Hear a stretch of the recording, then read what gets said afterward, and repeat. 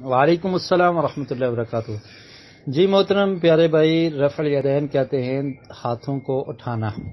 نماز کی ابتدا میں، رکوع میں جاتے ہوئے، رکوع سے جب آپ اٹھیں گے اس وقت، اور 2 رکعت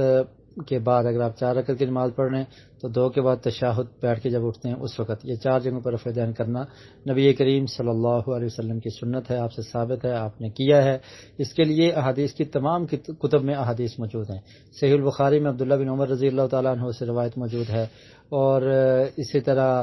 صحیح مسلم میں بھی ہیں، سنن نسائی، ترمذی، تمام کتابوں میں ہیں۔ وائل بن حجر رضی اللہ تعالیٰ عنہ سے بھی روایت موجود ہے، اور یہ وہ صحابی ہیں کہ جو نبی کریم صلی اللہ علیہ وسلم کی آخری عمر میں 9 ہجری میں نے اسلام کو قبول کیا، اور یہ خود بیان کرتے ہیں کہ میں آیا اور میں نے دیکھا کہ آقا علیہ الصلوۃ والسلام رفع الیدین کیا کرتے تھے جب رکوع میں جاتے اور رکوع سے سر اٹھاتے،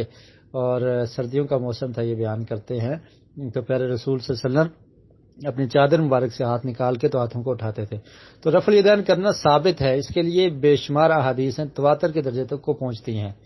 لیکن بعض ہمارے بھائی یہ دعویٰ کرتے ہیں کہ یہ منسوخ ہو گیا تھا، تو منسوخ کی دلیل کوئی نہیں ہے ان کے پاس۔ ٹھیک ہے محترم بھائی۔